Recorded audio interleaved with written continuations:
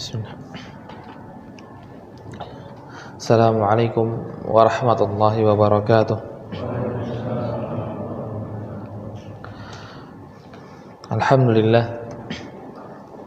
alladzi arsala rasulahu bil huda wa dinil haqq liyudhhirahu 'ala ad-dini kullihi wa kafaa billahi shahida. Ashhadu an la ilaha illallah wahdahu la syarika lah wa ashhadu anna Muhammadan abduhu wa rasuluhu sallallahu ala alihi wa sahbihi wa sallama tasliman mazida amma ba'd. Alhamdulillah, pada kesempatan kali ini Allah Subhanahu wa taala memberikan kemudahan kepada kita untuk bisa melanjutkan masih di dalam pembagian ibadah yang disebutkan oleh muallif rahimahullah taala. Dan sekarang kita berhenti kemarin di ibadah yang keempat, yaitu adalah at-tawakkal. Ibadah tawakal.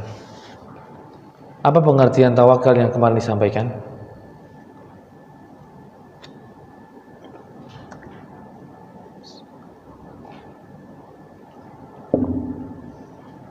Pengertian tawakal?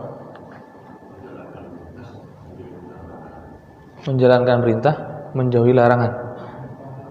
Ada lagi?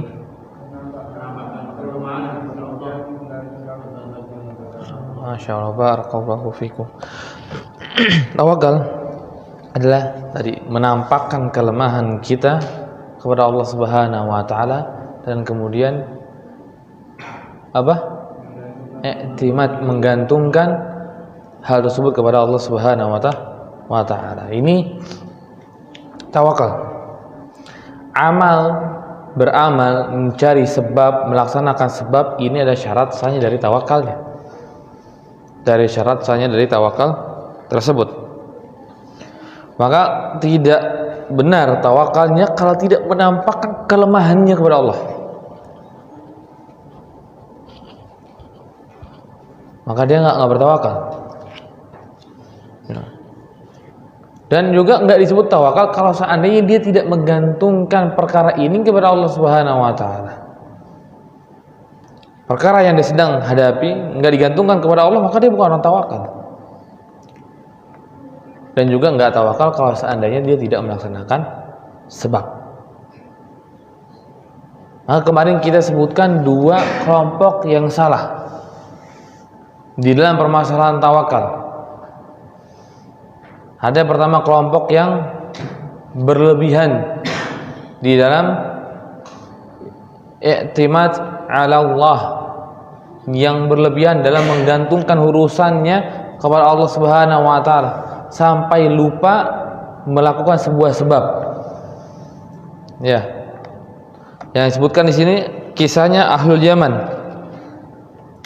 Di mana kisahkan oleh Abdullah bin Abbas radhiyallahu anhuma. Beliau berkata, "Kana ahlul Yaman." Dahulu ahlul Yaman yahujjuna wa la yatazawwadun. Mereka pergi haji tanpa membawa bekal. Pergi haji jalan dari Yaman ke Mekah. Yaman di bawah, kemudian ke Mekah ke atas. Wa yaqul, kemudian ketika mereka enggak bawa bekal, mereka merasa bangga dengan enggak bawa bekalnya. Dan mereka berkata, "Nahnu al-mutawakkilun." Kami ini adalah orang-orang yang sebenar-benarnya bertawakal. Kamilah orang yang sebenar-benarnya bertawakal. Dia serahkan ceritanya kepada Allah Subhanahu wa taala dan lupa beramal, lupa mencari sebab. Maka ketika datang ke dalam Mekah, fa idza qadimu Makkah sa'alun nas. Maka ketika mereka datang ke kota Mekah, maka mereka meminta-minta kepada manusia. Meminta-minta kepada manusia. Maka ketika kejadian Ahlul Yaman tersebut berkata, "Nahnu mutawakkilun." Kami itu ada orang yang bertawakal, kami enggak butuh perbekalan. Maka Allah Subhanahu wa taala menurunkan sebuah ayat, wa tazawwadu fa inna khaira zadi taqwa. Berbekalah kalian, sesungguhnya sebaik-baik perbekalan adalah ketakwaan kepada Allah Subhanahu wa taala. fatazawwadu berkah, mencari bekal. Maka di sini seolah-olah ingin menggambarkan Rasulullah SAW bahwa haji pun butuh ambil sebab. Jadi tidak ada orang yang modal nekat, dia mau pergi ke suatu tempat cuma modal nekat, ada Allah Subhanahu wa Ta'ala, tanpa mencari sebuah sebab. Enggak. Maka kalau kita lihat pun peperangan Rasul Shallallahu Alaihi Wasallam semuanya mencari sebab dulu. Rasul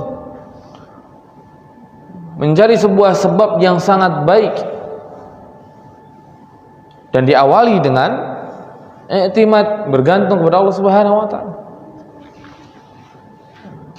Kalau kita lihat sejarah, masya Allah, bagaimana sempurnanya amalnya, sempurnanya mencari sebab, dan sempurnanya i'timad kepada Allah Subhanahu wa Ta'ala. Jadi Rasul bukan hanya mempersiapkan pasukan, tapi Rasul Shallallahu Alaihi Wasallam yang sangat paling beriktimat, bergantung kepada Allah. Kalau kita lihat perang Badar, perang Hunain, Rasul Shallallahu Alaihi Wasallam itu sampai begadang, berdoa kepada Allah Subhanahu wa Ta'ala, meminta, menyerahkan urusan ini kepada Allah Subhanahu wa Ta'ala. I'timadnya begitu sempurna Rasul kita Shallallahu Alaihi Wasallam. Kemudian yang kedua itu adalah orang-orang yang berlebihan dalam sebab, sampai dia lupa menampakkan kelemahannya kepada Allah Subhanahu wa Ta'ala, sampai dia lupa kekayaan yang dia miliki sebetulnya yang diberikan oleh Allah Subhanahu wa Ta'ala, menganggap bahwa itu semuanya adalah karena kepintaran dan kecerdasannya. Seperti Qarun. Dulu Qarun adalah seorang muslim yang taat di kaum Nabi Musa alaihi salatu wasallam.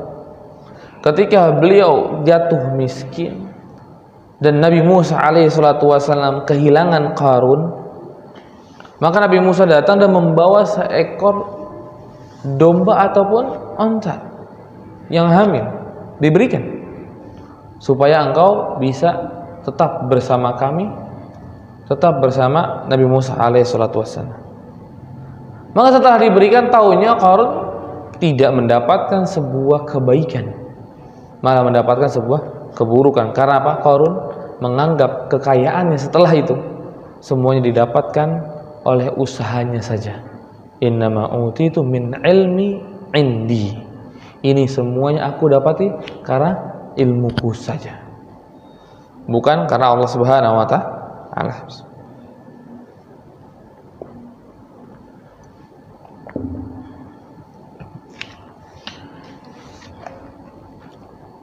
Maka ini salah. Ini salah. Yang pertama, salah di dalam seolah-olah i'timadnya yang ditinggikan, seolah bergantungnya kepada Allah Subhanahu wa Ta'ala ditinggikan. Yang kedua ini seolah-olah amalnya mencari sebabnya yang ditinggikan dan tinggalkan yang bergantung diri kepada Allah Subhanahu, menggantungkan diri kepada Allah Subhanahu wa Ta'ala. Maka ini dua kelompok yang salah. Kelompok yang benar itu adalah mutawakkilun. Itu adalah orang yang menampakkan kelemahannya di hadapan Allah dan bergantung kepada Allah Subhanahu wa Ta'ala dan melakukan sebab walaupun sebab tersebut sesuatu yang kecil. Kita lihat Maryam, ibunda Nabi Isa alaihi salatu wasallam, ketika ingin melahirkan Nabi Isa. Ketika itu Maryam tidak memiliki makanan, dalam keadaan lapar, kemudian ingin melahirkan. Dan ketika itu pas juga dalam keadaan kontraksi. Dan Allah Subhanahu wa Ta'ala ingin memberikan makanan kepada Maryam. Tapi Allah Subhanahu wa Ta'ala berfirman kepada Maryam, "Wa khudhi ilayki bi jiz'in nakhlatin tusaqit 'alayki rutaban janiyya." Wa khudhi ilayhi. Allah Subhanahu wa Ta'ala berkata kepada Maryam, goyangkan pohon kurma supaya jatuh kepada engkau rutab, kurma muda. Bayangkan wanita yang sedang kontraksi yang belum makan menggoyang pohon kurma, apakah jatuh? Kalla, gak akan jatuh. Satu biji pun gak akan jatuh, bahkan daunnya pun gak akan bergerak. Gak akan bergerak pohon kurma tersebut. Pohon kurma adalah pohon yang sangat kokoh. Tapi Allah Subhanahu wa ta'ala memerintahkan kepada mereka untuk menggoyang supaya apa? Mencari sebuah sebab, melakukan sebuah sebab. Ketika engkau melakukan sebuah sebab dan i'timad kepada Allah Subhanahu wa ta'ala, maka akan datang. Maka datang kurma tersebut. Maka datang kurma tersebut. Dan juga ketika di perang Badar, Rasulullah sallallahu alaihi wasallam diperintahkan oleh Allah Subhanahu wa ta'ala mengambil pasir dan melempar ke arah musuh. Ramaita walakinallaha rabb. Ketika Nabi Muhammad SAW mengambil pasir dan melempar kepada pasukan musuh, gak mungkin lemparan Rasul sampai kepada wajah musuh. Pertama, musuh ada 1000 orang. Kemudian jaraknya yang begitu jauh, yang gak memungkinkan pasir bisa dilempar dengan jarak yang jauh, karena belum terjadi sebuah peperangan. Tapi dilempar, Rasulullah hanya mengambil sebuah sebab dan meninggalkan semuanya kepada Allah Subhanahu wa ta'ala. Dan akhirnya apa? Semua seluruh orang musyrikin yang ikut perang Badar, semuanya mereka kelilipan dengan pasir yang dilempar oleh Rasulullah SAW. Maka di sini kita harus perhatikan dengan betul, tampakkan kelemahan kita, gantungkan hal tersebut kepada Allah Subhanahu wa ta'ala, dan lakukan sebab tersebut. Maka kita akan mendapatkan apa yang diberikan oleh Allah Subhanahu wa ta'ala. Yang diberikan oleh Allah Subhanahu wa ta'ala nanti adalah sebuah kebaikan. Ada sebuah kebaikan yang begitu besar. Dan juga tawakal adalah sebuah ibadah yang sangat agung, ibadah yang sangat besar, sampai Allah Subhanahu wa ta'ala mewahyukan kepada Rasul sallallahu alaihi wasallam bahwa nanti ada sebuah golongan dari umat Nabi Muhammad sallallahu alaihi wasallam yang masuk surga tanpa hisab dan tanpa azab. Tanpa hisab dan tanpa azab. Jumlah mereka 70.000, dan setiap 1000 mereka akan memegang 70.000 lagi. Mereka ini akan masuk surga tanpa hisab dan tanpa azab. Tanpa hisab dan tanpa azab. Maka tiba-tiba mereka tinggal hanya menunggu di depan surga, tanpa ada hisab dari Allah Subhanahu wa ta'ala dan tanpa merasakan azab di padang mahsyar. Dia nggak akan merasakan azab tersebut. Nah, orang-orang ini 70.000 tersebut adalah orang-orang yang sempurna di dalam tawakalnya. Yang mendapatkan 70.000 ini hanya orang-orang yang sempurna di dalam tawakalnya. Ketika dia tidak sempurna dalam tawakalnya, maka bisa jadi dia tidak akan masuk dalam 70.000 ini. Kalau kita lihat hadis Nabi SAW yang mempersyaratkan 70.000 tersebut, maka Rasulullah bersabda, humul ladzina la yastarqun wa la yatatayyarun wa la yaktawun wa ala rabbihim yatawakkalun. Mereka ini 70.000 ini adalah yang dimana mereka tidak yastarqun, enggak minta ruqyah. Kenapa tidak dilarang meminta ruqyah? Meminta ruqyah dilarang karena apa? Di sana ada sebuah indikasi kurang i'timad kepada Allah Subhanahu wa ta'ala. Kurang i'timadnya kepada Allah. Butuh orang lain untuk meruqyahnya. Butuh orang lain untuk meruqyahnya dia. Maka di sana ketika orang yang meminta ruqyah nggak dapat fadilah ini. Karena apa? Tawakalnya berkurang. Wala yatatayyarun, dan juga tidak ikutan tentang tatayyur, kabar-kabar burung. Kita mau pergi, kalau dulu biasa itu orang Arab zaman dulu ketika mau pergi safar, mereka mengambil burung, kemudian mereka lepaskan. Kalau burungnya itu belok kanan, maka mereka jalan. Tapi kalau burungnya belok kiri, maka mereka berhenti. Maka ini namanya tatayyur. Dan di hadis lain, at-tiyaratu syirkun, at-tiyaratu syirkun. Tatayyur kayak gini, inilah kesyirikan dan kesyirikan. Kenapa? Menghilangkan i'timad kepada Allah Subhanahu wa taala. Menghilangkan lemahnya kita di hadapan Allah. Jalan saja. Karena yang punya bumi Allah Subhanahu wa taala, bukan burung itu. Nah, ini banyak nih di kita. Ya kan? Ada sebuah yang bukan sebab malah dijadikan sebab. Ya kan? Ketika masuk rumah, dulu saya masih kecil, ketika buka payung di dalam rumah, katanya pamali lah. Ya kan? Ketika ada kupu-kupu dalam rumah, kita berkata, akan ada tamu. Apa gerangan antara kupu-kupu dengan tamu? Enggak ada sebabnya. Enggak ada keterkaitan antara kupu-kupu dengan tamu. Maka hal tersebut tidak diperbolehkan, termasuk dari tiarah. Kalau kita i'timad kepada situ, maka menunjukkan apa? Tawakal kita berkurang. Tawakal kita berkurang. Kemudian yang ketiga, wala yaktawun, dan tidak berobat dengan kai. Kai ini adalah besi panas yang dipanaskan, kemudian ditaruh di anggota tubuh yang luka. Karena apa? Karena di sana 50-50. Misalnya kemungkinan sehat, kemudian sembuh, ataupun kemudian cacat atau sembuh. Tapi akhirnya mengakibatkan apa? Ketika dia menggunakan kai, dia kepada Allah Subhanahu wa taala, tetapi kepada dokter, kepada tabib.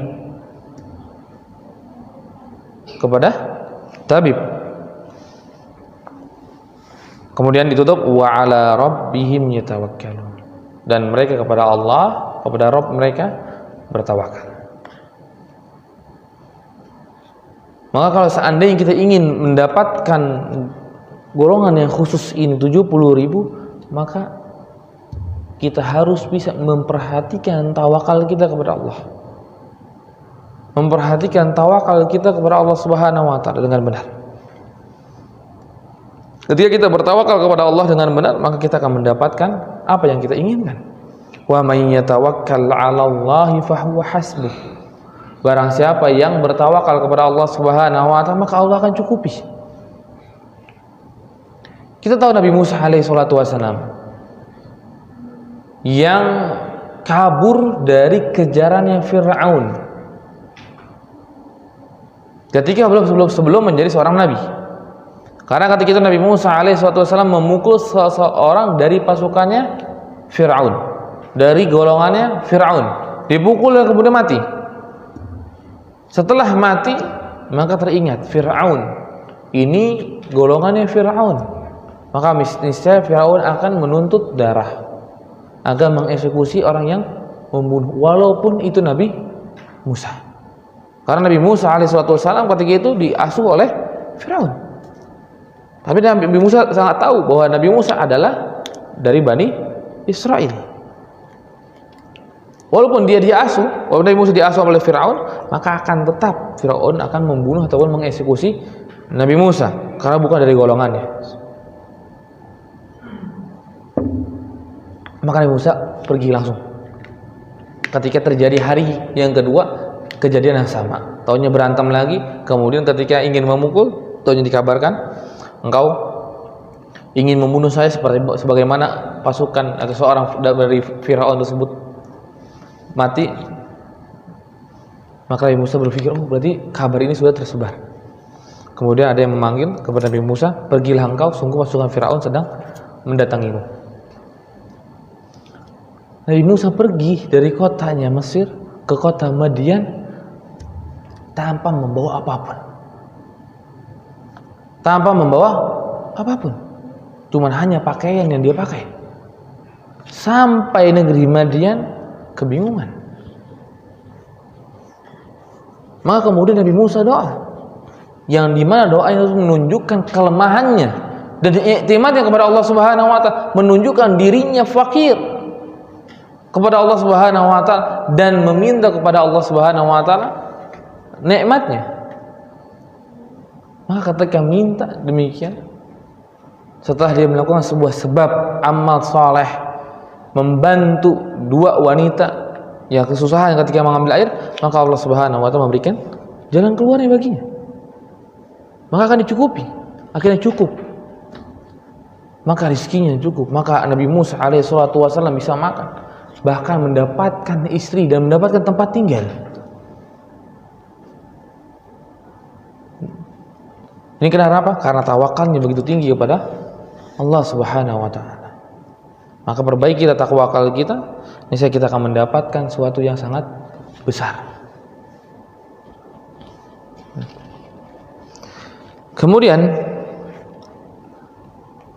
kalau seandainya tawakal ini kita berikan kepada selain Allah Subhanahu wa taala, maka ini sebuah perbuatan kesyirikan. Kita bertawakal kepada seseorang untuk bisa menyembuhkan kita, untuk bisa memasukkan kita ke surga, bisa. Maka hal tersebut tidak bisa, dan itu adalah hal kesyirikan. Sekarang tidak ada seorang pun di tangannya kunci surga,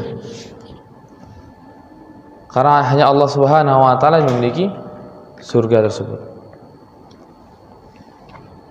Maka kalau seandainya tawakal kepada selain Allah Subhanahu wa taala di dalam permasalahan yang tidak mampu kecuali Allah, berarti dari permasalahan sifat ketuhanan, maka dia akan jatuh dalam kesyirikan. Jatuh dalam kesyirikan besar. Biar bertawakal kepada seorang dukun untuk menurunkan hujan, maka itu hal yang syirikan, tidak diperbolehkan. Dan juga ketika kita dalam dokter, sering datang ke dokter, tawakal yang benar, kita cuma hanya sekedar mencari dokter yang baik, kemudian kita serahkan ini kepada Allah, bukan kepada dokter. Jangan sampai kita ngomong kepada dokter, yaudah dokter terserah dah, saya sudah pasrahkan kepada Anda. Jangan. Tapi ya Allah, saya pasrahkan anak saya ini kepadamu ya Allah, dengan saya cari dokter yang terbaik. Saya serahkan permasalahan ini ya Allah kepadamu dengan saya cara mencari dokter yang terbaik. Tapi bukan serahkan urusan tersebut kepada dokter, karena dokter tidak bisa memberikan kesembuhan dan tidak bisa memberikan kesakitan. Karena yang bisa memberikan kesembuhan, yang memberikan manfaat, yang memberikan mudarat hanya Allah Subhanahu wa taala. Maka datang kepada dokter, sekarang kita rubah. Kita jangan pasrahkan kepada dokter, pasrahkan kepada Allah. Kita datang ke dokter hanya untuk mencari sebuah sebab, yang dimana Rasulullah SAW tadawu ya ibadallah. Rasulullah SAW pernah bersabda yang mananya berobatlah kalian wahai hamba-hamba Allah. Maka kita mencari obat, mencari dokter hanya untuk mencari sebab. Kita ingin sembuh, maka kita cari sebab, kemudian kita berikan kepada Allah Subhanahu wa taala.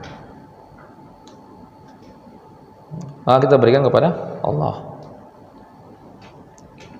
Maka itu adalah hal yang boleh dan itu hal yang baik. Sebagaimana Rasulullah Shallallahu Alaihi Wasallam pernah meminta dibekam, meminta kepada seorang sahabat untuk membekam dirinya. Bekam bagian dari pengobatan. Tapi Rasulullah Shallallahu Alaihi Wasallam tidak intimat kepada pembekam. Tapi Rasulullah Shallallahu Alaihi Wasallam kepada Allah intimatnya, bergantungnya kepada Allah Subhanahu Wa Taala. Ketika makan racun, Rasul pernah makan racun nggak? Pernah. Ketika di perang Khaybar, nggak sadar, nggak dikasih tahu.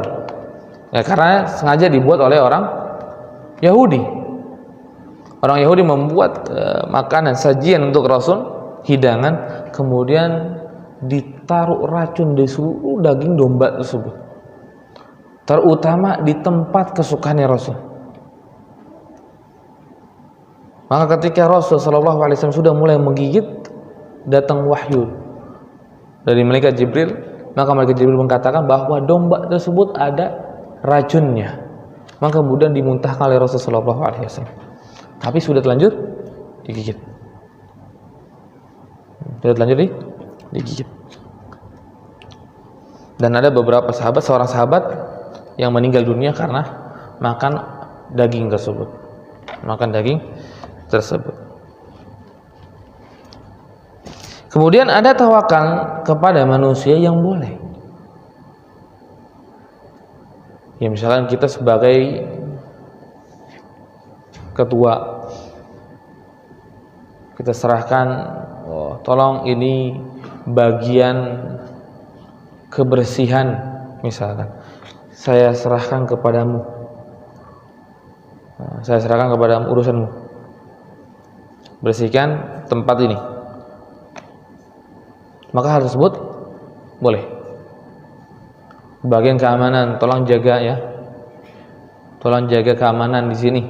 Ya, Pak Sapam, tolong. Maka itu boleh, asalkan tidak i'timad kepada dia. Asalkan tidak i'timad kepada dia, tapi i'timad kepada Allah. Maka hal tersebut adalah hal yang boleh. Maka dahulu Rasulullah SAW itu dijaga oleh para sahabat. Di rumahnya, ketika sebelum turun ayat Allah Subhanahu wa taala yang akan menjaga Rasulullah SAW dari tangan-tangan manusia, maka para sahabat Nabi SAW seperti Sa'ad ibn Mu'adz, As'ad, dan juga para Ansar yang lainnya itu menjaga Rasulullah SAW di luar pintu rumahnya setiap malam. Setiap malam. Kemudian ketika turun sebuah ayat bahwa Allah Subhanahu wa taala yang akan menjaga dari tangan manusia, maka Rasulullah SAW bersabda kepada para sahabat, pulanglah kalian. Pulanglah kalian. Tapi ketika dijaga oleh mereka, Rasulullah SAW tidak beriktimat kepada para sahabat yang ada. Tapi Rasul hanya mewakilkan keamanan tersebut.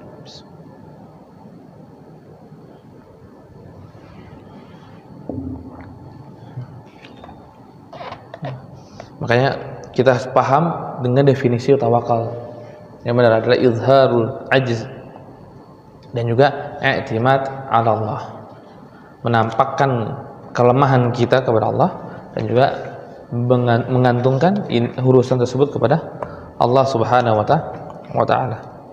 Kemudian yang kelima, ibadah yang kelima, wad dalilu ar-raghba war-rahba wal khusyu'. Ar-raghba war-rahbah wal khusyu', tiga ibadah langsung disebutkan oleh beliau. Kenapa? Karena dalam satu ayat.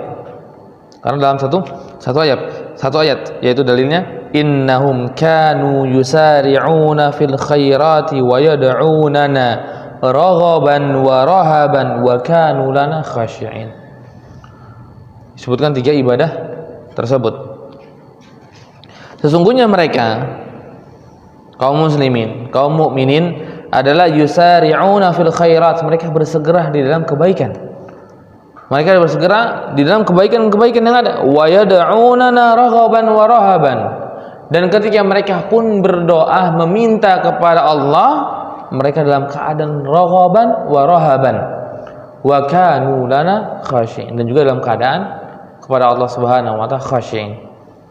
Maka apa raghaban wa rahaban wa khashi'in? Maka tiga hal tersebut memiliki definisinya masing-masing. Yang pertama adalah raghaban atau raghbah. Raghbah adalah iradatu mardhatillahi fil wusuli ilal maqsud mahabbatan lahu wa raja'an. Raghaba pakai ghain. Raghaba adalah menginginkan keridhaan Allah, menginginkan keridhaan Allah Subhanahu wa taala di dalam sebuah kegiatan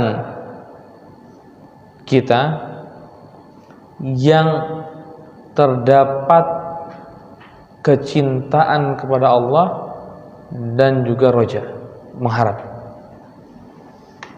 Ya, ketika melakukan sebuah ibadah yang kita ingin mencari ridhanya Allah, dan di sana harus ada mahabbah dan juga roja, maka itu disebut raghabah. Jadi ada kecintaan dan juga roja. Roja yang kemarin yang telah kita bahas. Apa itu roja?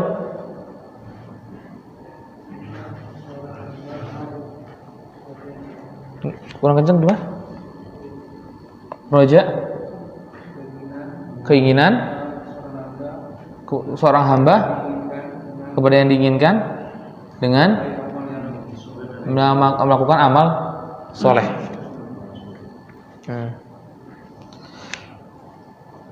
Nah, maka raghaba ini lebih luas daripada roja.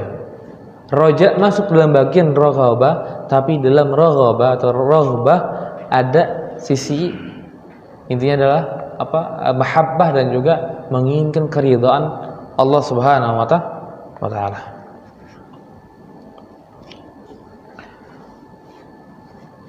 Ini raghaba. Rahaba ini termasuk dikatakan bagian dari khauf, tapi berbeda. Kalau khauf kan cuma firarul qalbi ilallahi dhu'ran wa faz'an, perginya hati kepada Allah Subhanahu wa taala dengan keadaan panik. Kalau seandainya rahaba ini ma'a amal ma yurdihi, dengan amal yang Allah Subhanahu wa taala ridhai. Jadi bukan sekedar kembali, bukan sekedar hati ini pergi kepada Allah Subhanahu wa taala dalam keadaan panik saja, bukan. Tapi apa? Ditambah amal. Dia melakukan sebuah amal yang diinginkan, yang diridhai oleh Allah Subhanahu wa taala, maka rahaba itu. Maka itu sebuah rahaba. Maka ada sebuah hadis Nabi sallallahu alaihi wasallam yang diriwayatkan oleh Imam Ahmad bin Hanbal dan juga Ibnu Hibban di dalam kitab sahihnya, dan juga Baihaqi di dalam Sunan Kubra, yang di mana bunyinya dari Abdullah bin Mas'ud, Nabi sallallahu alaihi wasallam dari Nabi sallallahu alaihi wasallam bersabda, ajiba rabbuna azza wa jalla min rajulaini. Allah Subhanahu wa taala merasa heran dengan dua laki-laki ini. Dengan dua laki-laki, rajulun sara an wita'ihi wa lihafihi min baini ahlihi wa hayyihi ila shalah. Rajulun pertama, orang pertama adalah orang yang sedang tidur dengan selimutnya dan juga tempat tidurnya, kemudian dia bangun. Dan ketika dia bangun, dia meninggalkan keluarganya dan juga tidurnya hanya untuk sholat. Ila sholatihi, hanya untuk sholat. Dia tinggalkan kenyamanan tidur, dia tinggalkan kehangatan keluarganya, keluar ke kamar mandi, kemudian sholat tahajud. Maka ketika hal tersebut, Allah Subhanahu wa taala berfirman kepada malaikat, aya malaikati, wahai para malaikatku, unzuru ila abdi sara min firashihi wa wita'ihi wa min baini hayhi wa ahlihi ila salati. Wahai malaikatku, lihatlah hambaku ini, yang dimana hambaku ini meninggalkan kasurnya dan juga tidurnya, keluarganya hanya untuk sholat. Raghbatan fima indi, yang dimana dia memiliki raghbah tadi. Karena ketika dia melakukan hal tersebut, dia ingin menginginkan keridhaan Allah Subhanahu wa taala beserta kecintaan kepada Allah. Raghbatan fima indi. Kemudian wa syafaqatan mimma indi, dan juga dia sangat menginginkan kebaikan dari sisi Allah Subhanahu wa taala. Kemudian yang kedua, wa rajulun ghaza fi sabilillah, dan juga seorang yang ikut perang bersama Allah berperang di jalan Allah Subhanahu wa taala. Fanhazamu fa'alima ma 'alaihi minal firar wa ma lahu fir ruju'. Kemudian ketika perang di jalan Allah Subhanahu wa taala, tiba-tiba fanzaham, tiba-tiba kalah, sudah dikepung, udah kalah, sudah dalam keadaan kalah. Maka dia tahu dosa yang harus dia terima kalau dia kabur. Dia tahu kalau dosa apa yang dia terima kalau dia kembali ke negerinya, meninggalkan pasukan. Kemudian faraja'a hatta uhriqa damuhu. Kemudian dia kembali ke dalam pasukan perang dan dia perang sampai meninggal dunia. Sampai meninggal dunia. Maka Allah Subhanahu wa taala melanjutkan berkata kepada malaikat, raghbatan fi ma indi. Karena dia itu hanya menginginkan melakukan hal tersebut keridhaanku dan juga mereka kecintaan kepadaku. Fi ma indi wa syafaqatan mimma indi, dan juga menginginkan apa yang ada dalam sisiku dari pahala. Kemudian Allah Subhanahu wa taala melanjutkan berkata kepada malaikat, unzuru ila abdi raja'a raghbatan fi ma indi wa rahbatan mimma indi. Maka wahai malaikat, lihatlah ini, lihat hambaku, lihatlah hambaku ini yang dia kembali ke dalam pasukan perang setelah dia tahu bahwa dia akan mati kalau seandainya kembali, tapi kabur dalam peperangan. Ini adalah sebuah hal yang terlarang, sebuah perbuatan dosa. Maka dia tetap kembali dan akhirnya terbunuh. Itu semuanya hanya karena apa? Raghbatan. Hanya karena raghbatan dan juga rahbatan. Dia takut dengan dosanya. Dia takut dengan dosanya. Dia ingin kembali kepada Allah Subhanahu wa taala dengan melakukan amal soleh, itu tetap kembali dalam peperangan. Maka Allah Subhanahu wa taala membanggakan orang tersebut di hadapan para malaikat. Membanggakan hal tersebut di depan para malaikat. Bayangkan. Malaikat juga hambanya Allah. Bahkan kalau kita lihat, malaikat tidak pernah melakukan perbuatan dosa. Tapi Allah Subhanahu wa taala akan meninggikan kita, menyebut-nyebut nama kita ketika kita memiliki raghbah dan juga rahbah. Ketika kita memiliki raghbah dan juga rahbah. Lihat kasus ini. Orang yang meninggalkan tempat tidurnya, meninggalkan keluarganya untuk sholat malam, Allah Subhanahu wa taala kabarkan demikian. Orang yang ikut peperangan dan sampai meninggal dunia, Allah Subhanahu wa taala juga puji di hadapan malaikat. Kenapa dua kelompok tersebut dipuji oleh Allah? Karena memiliki sifat raghbah dan juga rahbah. Memiliki sifat raghbah dan juga rahbah. Yang pertama, memiliki sifat raghbah, sangat menginginkan keridhaannya Allah, sangat mencintai Allah Subhanahu wa taala, sangat mengharapkan pahala tersebut dari Allah Subhanahu wa taala. Kemudian yang kedua juga sangat memiliki rahbah, ketakutan yang menyebabkan dia melakukan amal saleh yang diridhoi oleh Allah Subhanahu wa taala. Maka dua hal ini adalah dua hal yang kita harus jaga.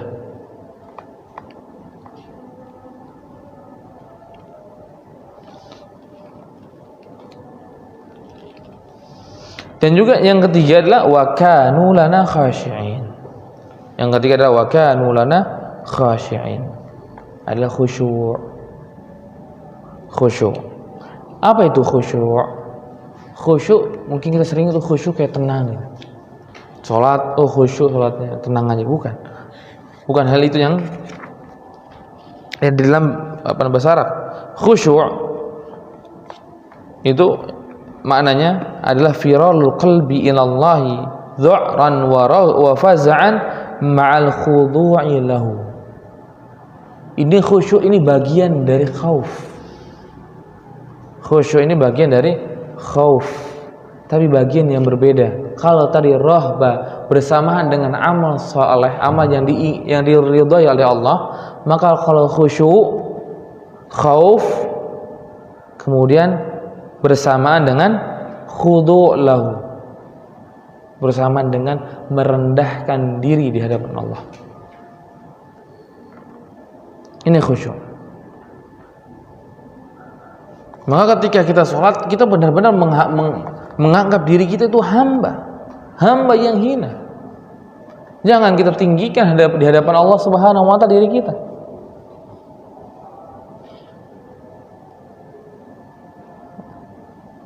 Makanya ketika di dalam sholat ataupun di dalam ibadah yang lainnya, ketika khusyuknya hilang, maka akan hilang pahala tersebut. Apalagi kalau seandainya kemasukan riya, kemasukan ujub, maka ini akan membatalkan amalan tersebut. Mau itu ibadah haji yang sudah kita keluarkan uang,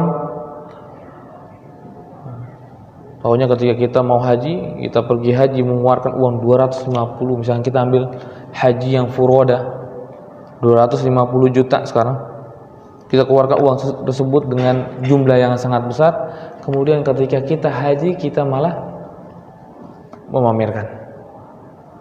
Maka walaupun uang tersebut sudah keluar, nggak ada gunanya haji ketika kita ada riya di sana dan juga ada ujub.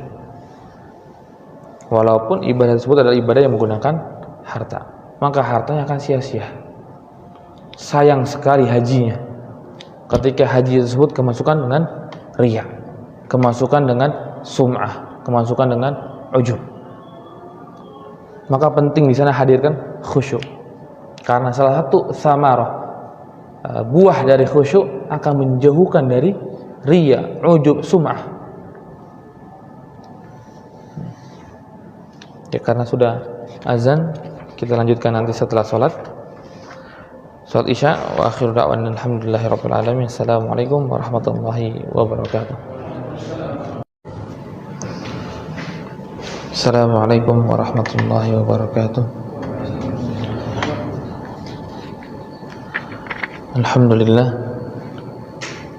Alhamdulillahilladzi arsala rasulahu bil huda wa dinil haqq liyudhhirahu 'ala ad-dini kullihi wa kafaa billahi shahida. أشهد أن لا إله إلا الله وحده لا شريك له وأشهد أن محمدا عبده ورسوله صلى الله على آله وصحبه وسلم تسليما مزيدا. أما بعد. Khusyuk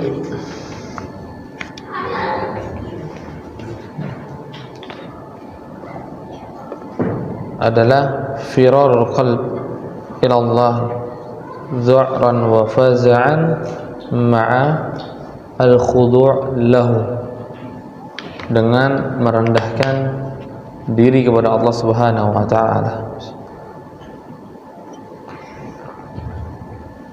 Merendahkan diri atau menghinakan diri kepada Allah Subhanahu wa ta'ala. Maka semakin tinggi khusyuknya, maka semakin berdampak baik kepada dirinya. Karena apa? Dengan khusyuk ini dia akan berpikir ulang. Dan tadi kita sudah jelaskan, berpikir ulang di dalam kerusakan amalnya. Ketika dia sudah merendahkan diri kepada Allah Subhanahu wa ta'ala, maka berpikir ulang. Sudah capek-capek kita merendahkan diri kepada Allah, masa saya rusak amal ini? Masa saya rusak amal ini?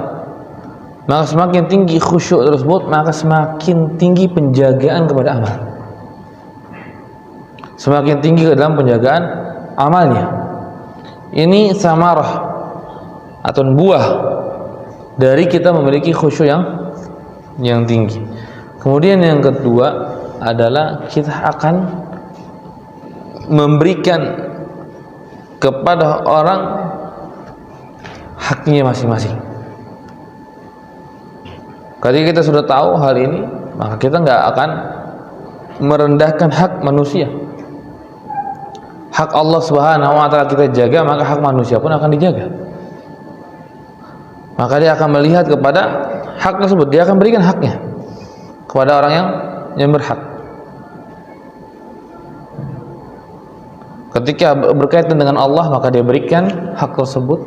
Ketika berkaitan dengan manusia, maka dia akan berikan kepada manusia. Dia tidak akan meninggalkan sedikit pun kezaliman. Dia tidak akan membiarkan kezaliman di dalam dirinya ketika dia memiliki sebuah kekhusyuan yang tinggi. Kemudian Ibnu Mas'ud radhiyallahu anhu pernah berkata, "Man tawadha'a lillahi takhasyu'an rafa'ahu Allahu yaumal qiyamah." Nabi Ibnu Mas'ud radhiyallahu anhu berkata, barang siapa yang memiliki tawadhu kepada Allah Subhanahu wa taala dengan rasa khusyuk, takhasyu'an, dengan khusyuk, maka apa? Allah Subhanahu wa taala tinggikan, rafa'ahu Allahu yaumal qiyamah. Ketika semakin rendahnya kita merendahkan diri kita di hadapan Allah, semakin tinggikan kita nanti di yaumul qiyamah. Ketika kita doa, ya Allah, hamba ini, saya seorang hamba yang tidak bisa melakukan apapun kecuali dengan izin-Mu. Ya Allah, saya tidak akan bisa makan kecuali Engkau memberikan kekuatan untuk saya makan.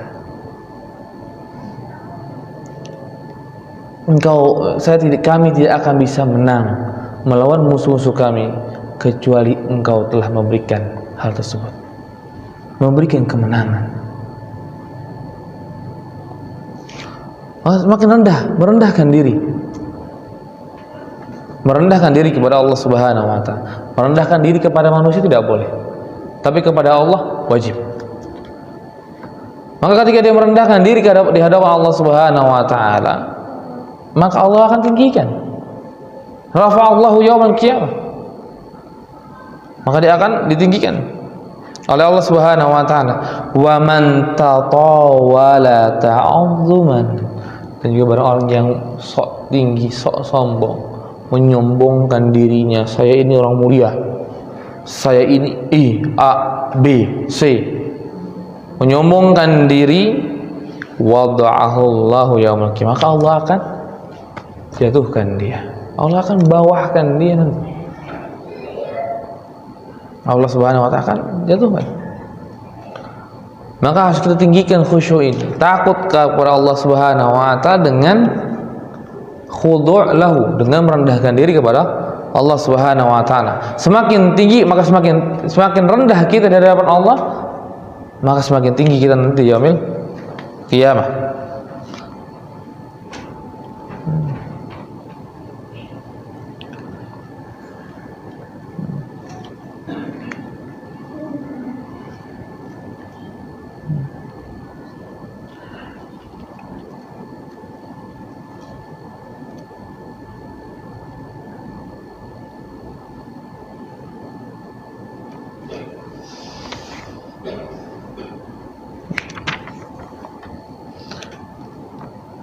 Dan juga khusyuk atau khasyah. Kenapa kita tidak boleh meninggikan diri kita di hadapan Allah? Karena ada sebuah hadis Nabi sallallahu alaihi wasallam yang dikeluarkan oleh Imam Muslim dari Abu Hurairah radhiyallahu anhu, al-'izzu izaru wal kibriya'u rida'u faman yunazi'uni 'adzabtuhu. Allah Subhanahu wa ta'ala berfirman, al-'izz, kemuliaan itu adalah izarnya Allah Subhanahu wa ta'ala. Kemudian wal kibriya, sombong, itu ridanya Allah Subhanahu wa ta'ala, selendangnya Allah Subhanahu wa ta'ala. faman yunazi'uni 'adzabtuhu, Dan barang siapa yang merasa itu dia sombong, yang berani untuk mendebat Allah Subhanahu wa taala, maka azabtuhu, maka Allah Subhanahu wa taala akan azab. Karena apa? Kita nggak boleh menyombongkan diri. Menyombongkan diri di hadapan Allah terlarang, di hadapan manusia pun terlarang. Bahkan Allah Rasul sallallahu alaihi wasallam mengkabarkan sampai la yadkhulul jannah man kana fi qalbihi misqalan min kibr. Tidak akan masuk surga orang siapa saja yang di dalam hatinya ada sebuah misqalan min dzarrah, sebesar hal yang kecil dari hatinya, dari kesombongan, kesombongan. Itu sesama manusia nggak boleh apalagi kepada Allah Subhanahu wa taala. Maka Allah Subhanahu wa taala sangat murka kepada Firaun karena Firaun mengaku Tuhan. Murka dengan Namrud, kenapa? Karena Namrud mengaku Tuhan. Sangat murka kepada dua raja tersebut. Maka disebutlah dua raja ini dua raja yang zalim. Sangat zalim, kezaliman yang sangat tinggi sampai mengaku Tuhan, mengaku Allah Subhanahu wa taala. Di kisahnya dia mengaku bisa menghidupkan dan mematikan di hadapan Nabi Ibrahim. Ana uhyi wa umit, saya juga bisa menghidupkan dan mematikan seperti Tuhanmu. Maka kemudian Nabi Ibrahim berkata, ya kalau seandainya engkau begitu, anggaplah Tuhan saya mendatangkan matahari dari timur, terbit dari timur, terbenam dari barat. Coba ganti, coba datangkan dari barat. Maka baru dia berkata, fabuhital ladzi kafar. Baru hancurlah argumennya dia di hadapan dia sendiri. Maka nggak boleh kita menyombongkan diri dalam ibadah. Nggak boleh ibadah kita menampakkan bahwa kita sombong. Tapi di dalam ibadah kita tampakkan kekhusyuan kita. Ketika sholat misalkan ataupun haji, maka haji, masya Allah, ini sebuah ibadah yang menghilangkan kesombongan. Sholat kita bisa menyombongkan diri, kita bisa menggunakan pakaian yang sangat mahal, kita bisa memakai minyak wangi yang sangat semerbak, kita bisa memakai peci yang mahal. Peci saya 3 juta, bajunya 10 juta. Tapi nanti di haji nggak bisa, karena di haji itu ada sebuah pelatihan untuk menghilangkan kesombongan di hadapan manusia. Maka ketika kita sholat, kita jangan sombong dengan pakaian kita. Kita sholat karena kita misalkan seorang PNS lagi pakai baju PNS, merasa sombong, merasa tinggi di hadapan sebelah kita yang cuman hanya jualan di pinggir jalan kaki lima. Wah, ini saya nih, menyombongkan diri. Maka hal itu tidak diperbolehkan. Kita harus khusyuk. Khusyuk itu takut berserta dengan merendahkan diri kepada Allah Subhanahu wa taala. Maka ibadah haji itu ibadah yang sangat indah. Maka semakin khusyuk kita, maka akan semakin indah haji tersebut, semakin indah umrah tersebut. Karena apa? Di dalam haji, di dalam umrah itu akan memutus kesombongan, akan memutus kesombongan. Karena mereka semuanya akan memakai baju yang sama, dan semua mereka dilarang untuk menggunakan minyak wangi. Semuanya mereka dilarang untuk memakai penutup kepala untuk laki-laki.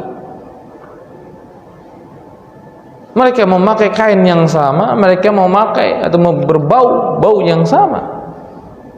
Karena nggak boleh memakai minyak wangi. Maka sangat disayangkan orang pulang haji tapi tidak membawa pahala haji, karena tidak ada khusyuk di dalam hajinya. Dia malah sibuk dengan HP.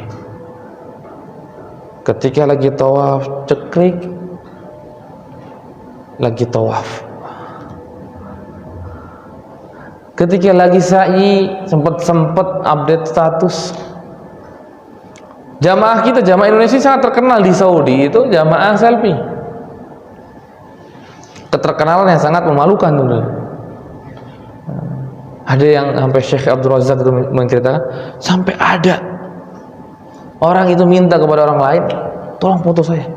Fotonya ketika itu di depan Ka'bah lagi sholat berdoa. Sampai Syekh Abdul Razak ketika itu menggeleng-geleng, ini kok ada bisa, ini orang Indonesia doang ini.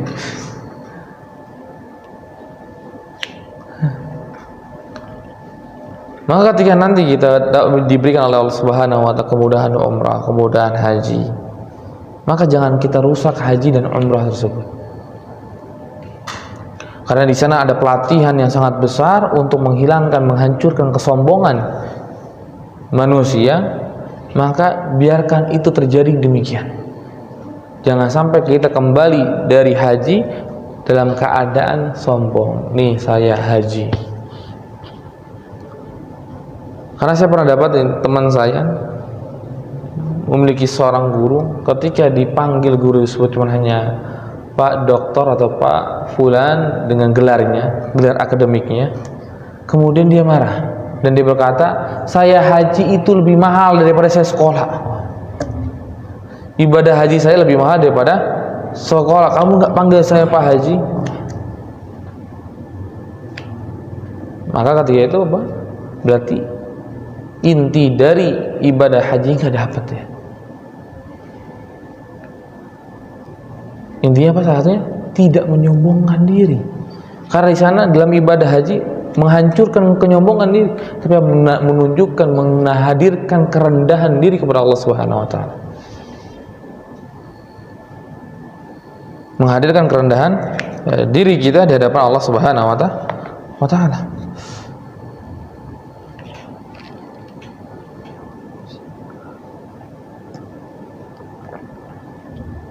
Maka ibadah ini, 3 ibadah, rahbah dan juga khusyuk, adalah perkara yang sangat penting ketika kita beribadah. Jangan sampai kita di dalam ibadah kita lupakan 3 hal ini. 3 hal ini yang akan bisa menaikkan berlipat-lipat pahala. Kita lihat Utsman bin Affan, karena beliau memiliki raghbah yang tinggi. Kita lihat di dalam perang Tabuk,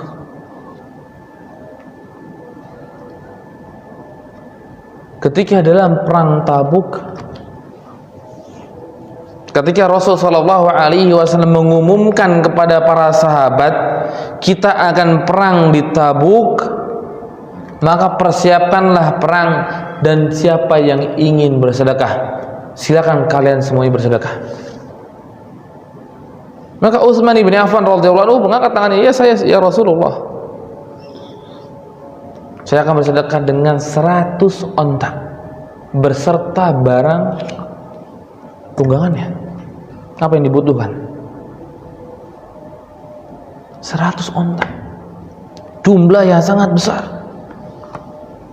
Sangat besar, karena satu diatnya orang itu 100 onta, besar sekali 100 onta. Maka ketika mendengar 100 onta, Rasulullah SAW bergembira. Ketika melihat Utsman bin Affan gembiranya, Rasul berkata lagi, aku akan memberikan 100 lagi yang lain. Memberikan lagi 100 yang lain. Maka ketika itu Rasul sallallahu alaihi wasallam berkata, maka tidaklah ada dosa yang membahayakan Utsman setelah ini. Tidak ada dosa yang membahayakan Utsman. Ibn Affan radhiyallahu anhu mendengar hal tersebut malah semakin banyak diberikan oleh Utsman, sampai di dalam riwayat menyebut 900 onta yang diberikan oleh Utsman. 900 onta, jumlah yang sangat besar.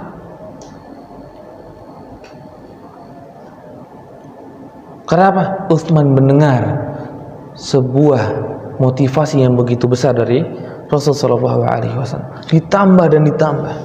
Kenapa? Memiliki raghbah yang tinggi, karena menginginkan keridhaan Allah Subhanahu wa taala.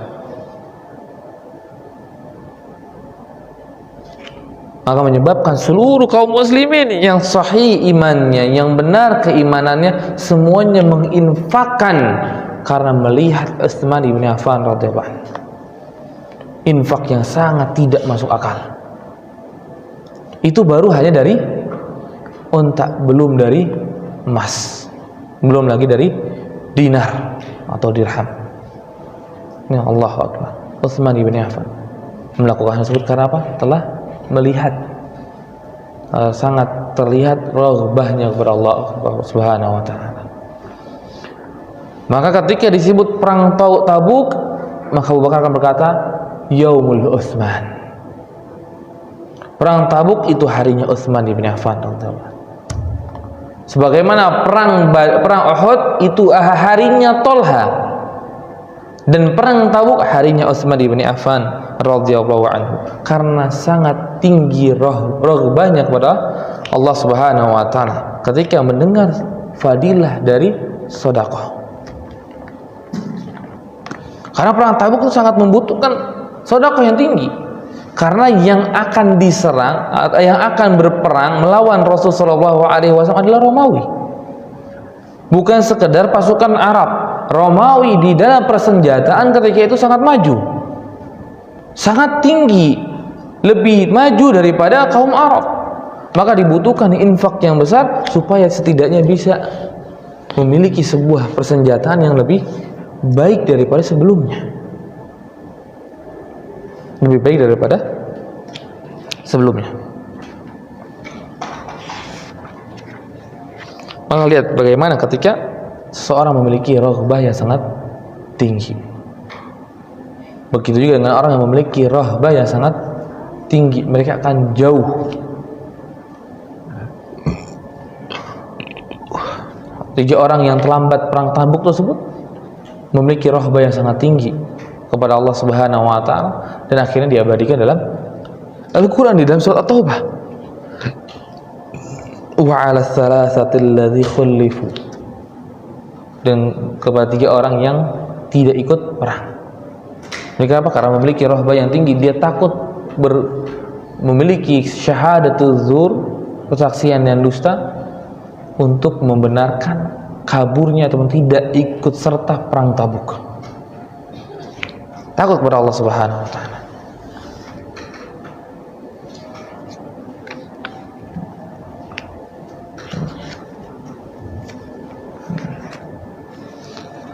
Maka begitu dengan khusyuk.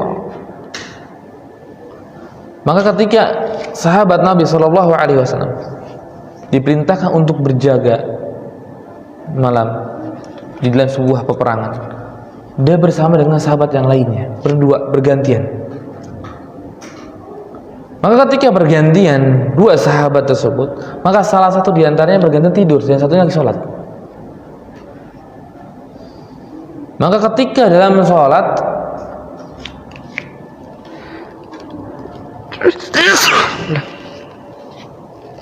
dia sangat khusyuk, dia sangat tinggi kekhusyuannya kepada Allah dalam sholat tersebut.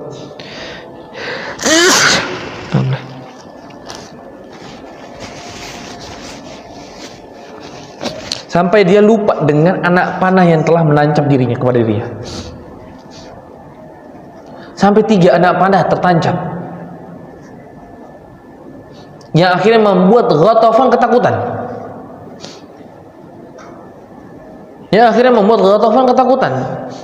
Ini manusia apa?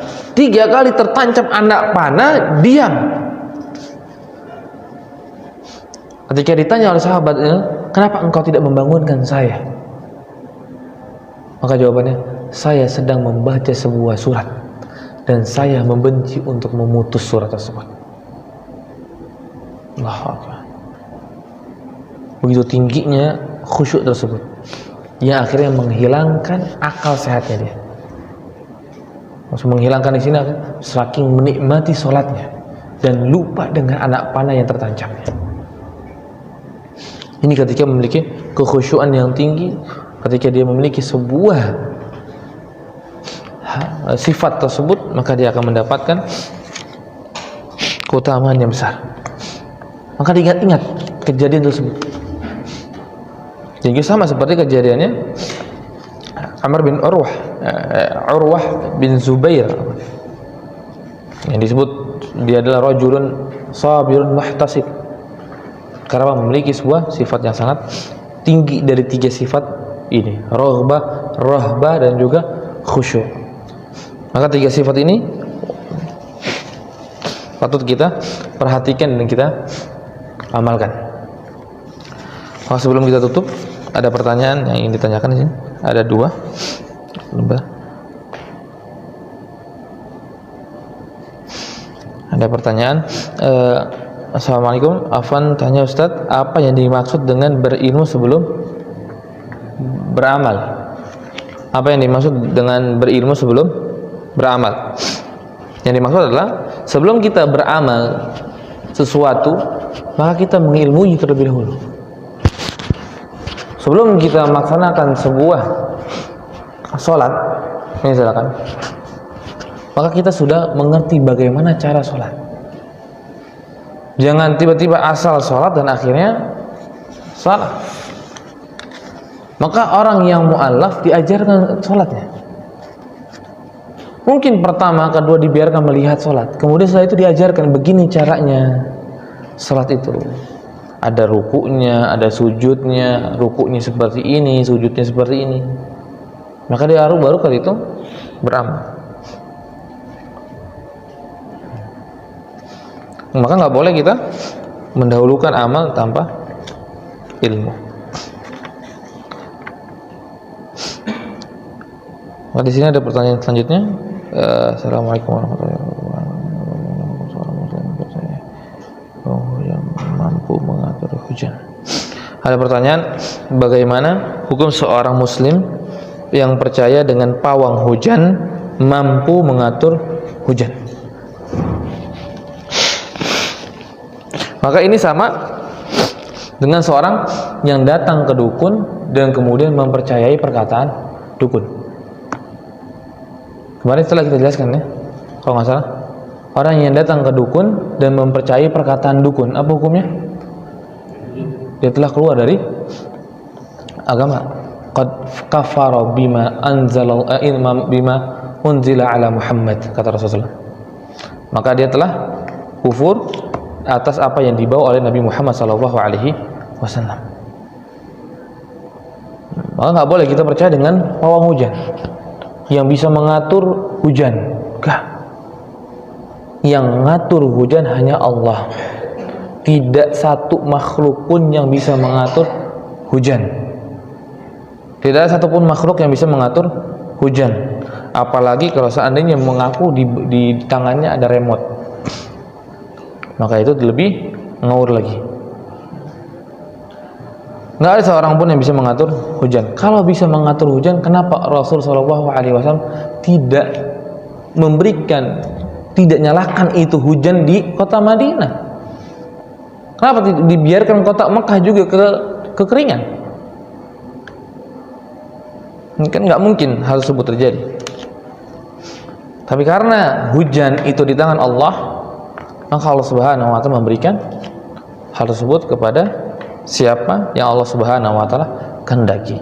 Maka tidak ada satupun yang bisa menurunkan hujan ataupun mengatur hujan. Kalau ada yang mengaku bisa, maka dia bukan muslim.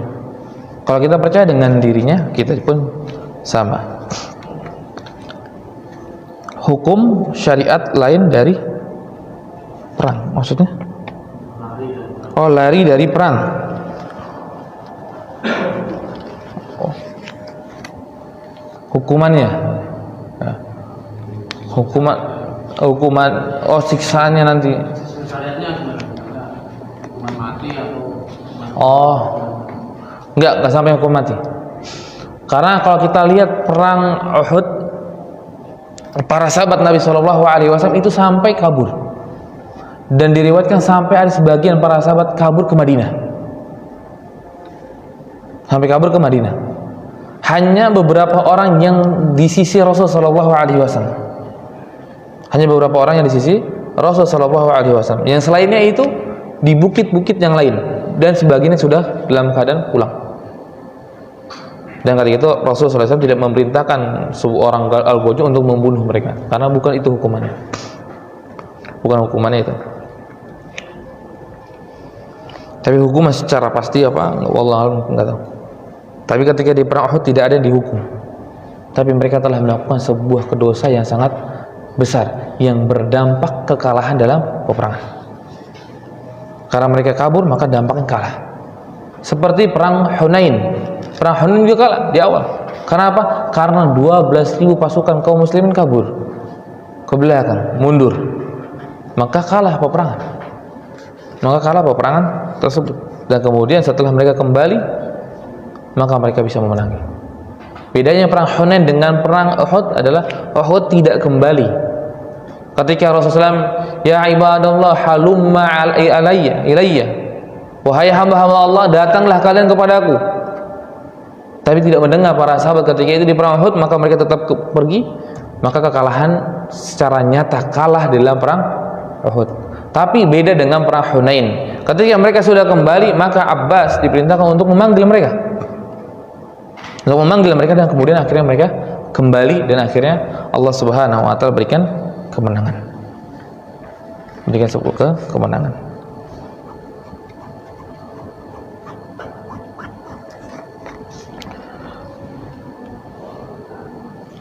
Ada yang ingin tanyakan lagi?